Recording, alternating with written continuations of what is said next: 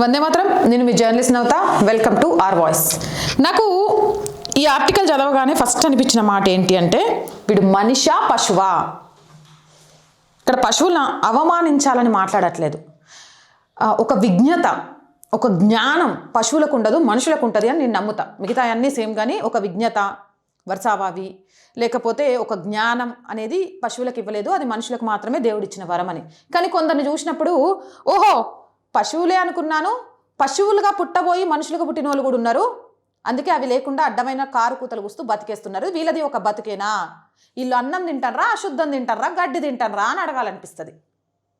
ఎవడక్కా అనంటే, నేను ఇప్పటి వరకు ఏకవచనంతో ఎవరిని మాట్లాడలేను, కానీ ఈరోజు మాట్లాడాలనిపిస్తోంది. ఇలాంటి విష పురుగుల నీచపు మాటల గురించి విన్నప్పుడు, చూసినప్పుడు ఎన్ని రకాల బూతులైతే ఉంటాయో అన్ని తిట్టాలనిపిస్తుంది. మధ్యప్రదేశ్ కాంగ్రెస్ ఎమ్మెల్యే, ఈయన ఫోటో కూడా చూపిస్తా మీకు. ఇగో ఈడు మధ్యప్రదేశ్ కాంగ్రెస్ ఎమ్మెల్యే అయిన పూల్ సింగ్ అందంగా ఉన్నప్పుడు ఎంత బుద్ధివంతుడైనా తప్పకుండా డిస్టర్బ్ అవుతాడని పేర్కొన్నారు. మీ అమ్మ అందంగా ఉంటుంది కదా, ఉందా లేదా? నీ కూతురు అందంగా ఉందా లేదా? డిస్టర్బ్ అయినవా? నీ తల్లిలో పరాయి సుఖాన్నిచ్చి ఆడదాన్ని చూస్తున్నావా? నీ కూతురులో చూస్తున్నావా? అందంగా ఉన్నా లేకపోయినా ఆడదాన్ని చూస్తే అమ్మతనం కనిపించాలి. అది పెంపకం అంటే, అది ఒక మనిషి బతుకంటే. అందంగా కనబడ్డ వాళ్ళందరినీ చూడంగానే డిస్టర్బ్ అయిపోతావంటే, మరి మీ అమ్మను, నీ కూతుర్ని, నీ శైలం చూసినప్పుడు కూడా నువ్వు డిస్టర్బ్ అవుతున్నావు, నీ పక్కన డిస్టర్బ్ అవుతుండా? డిస్టర్బ్ అయి నిన్ను వచ్చి అడిగిండా? ఓ మీడియాతో మాట్లాడుతూ ఎస్సీ, ఎస్టీ, ఓబీసీ కమ్యూనిటీల మహిళలపైనే ఎక్కువ లైంగిక దాడులు జరుగుతాయి. ఒక అందమైన మహిళ రోడ్డుపై నడుచుకుంటూ వెళుతున్నప్పుడు బుద్ధివంతుడైన కంట్రోల్ చేసుకోలేడు, కానీ ఆదివాసీ, ఎస్సీ, ఎస్టీ కమ్యూనిటీల్లో అందగత్తెలు ఉంటారా? లేకున్నా ఎందుకు వారిపై లైంగిక దాడులు జరుగుతున్నాయి? ఎందుకంటే వారితో సంభోగం జరిపితే తీర్థయాత్రకు వెళ్ళేంత వచ్చే ఫలితం దక్కుతుందని పురాణాల్లో ఉంది. చొప్పు తీసుకొని కొట్టాలి. ఏడుంది చూపించు, ఎక్కడుంది తీసుకొచ్చి చూపించు. నువ్వు అసలు ఎమ్మెల్యేవా, లేకపోతే బ్రోతల్ హౌస్ నడుపుతున్నావా? దిమాగ్ పనిచేయట్లే? లేకపోతే నువ్వు ఒక హింట్ ఇచ్చి వదిలేస్తున్నావా? అందమైన ఆడపిల్ల, అందంగా లేని ఆడపిల్ల అని ఉండదు సార్. ఆడపిల్ల ఆడపిల్లే, ఆదిశక్తి. చూస్తే చేతులు జోడించి నమస్కరించమని చెప్పు. అందమైన ఆడపిల్లలు, అందం లేని ఆడపిల్లలు, ఏం పుట్టుకరానిది? ఏం పుట్టుక అసలు? ఎవడే కాడికి అందంగా కనిపించిన ఆడపిల్ల కనబడంగానే టెంప్ట్ అయిటోడు ఇటు రమ్మను.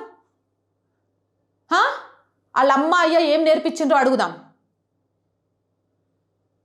ఒక సంస్కారవంతమైన కుటుంబంలో పుట్టి మనుషులకే పుడితే రాసి పెట్టుకోండి, మనుషులకే పుడితే ఒక ఆడపిల్లని చూస్తే చేతులు జోడించి నమస్కారం చేయాలనిపిస్తుంది.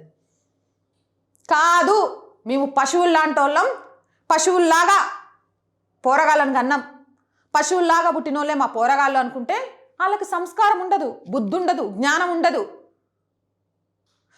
అన్నో అంబేద్కరిస్టులంతా ఏడబోయినరన్నా, ఇంత దారుణంగా మాట్లాడుతున్నారు ఆడపిల్లల గురించి. ఎస్సీ, ఎస్టీ, ఓబీసీ అమ్మాయిలనట అందంగా లేకపోయినా, ఎవరు చెప్పిండు వాళ్ళు అందంగా లేరని? వాళ్ళు వచ్చి నీతో చెప్పిండ్రా? లేకపోతే వాళ్ళ అందం కోసమే నీ నీచపు మాటల గురించి రిపీట్ చేయాలన్న ఆశయంగా ఉంది.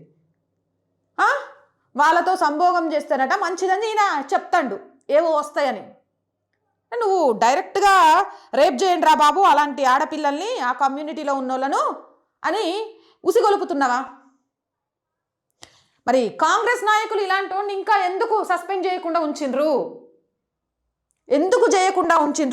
ఎక్కడ అంబేద్కరిస్టులు, ఎక్కడ మనువాద సిద్ధాంతం గురించి మాట్లాడేటోళ్ళు, ఎక్కడ మానవ హక్కుల సంఘాలు, ఎక్కడ మహిళా హక్కుల సంఘాలు, ఎక్కడ చట్టాలు ఇలాంటి వాడిని తీసుకెళ్ళి బొక్కలో వేయకుండా? వీడికి అందమైన ఆడపిల్లని చూస్తే ఆగదట, ఎస్సీ, ఎస్టీ, బీసీ అమ్మాయిని చూస్తేనట ఏదో పుణ్యం కోసం ఏమో చేయాలనిపిస్తుందట.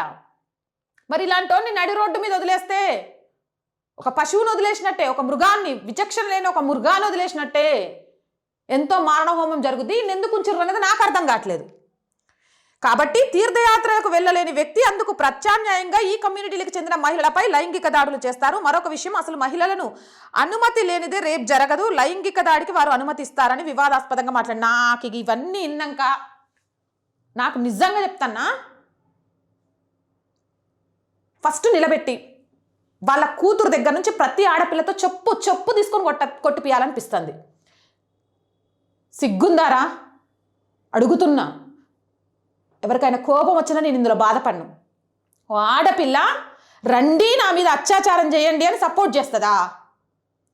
ఒక్కసారి అత్యాచారానికి గురయ్యి హాస్పిటల్లో బాధపడుతూ సమాజంలో తిరగలేక కన్నీళ్లతో బ్రతుకుతున్న ఏ ఆడపిల్ల దగ్గరికైనా ఎల్లు, నీ మొహాన కాండ్రి చుమ్మేస్తుంది.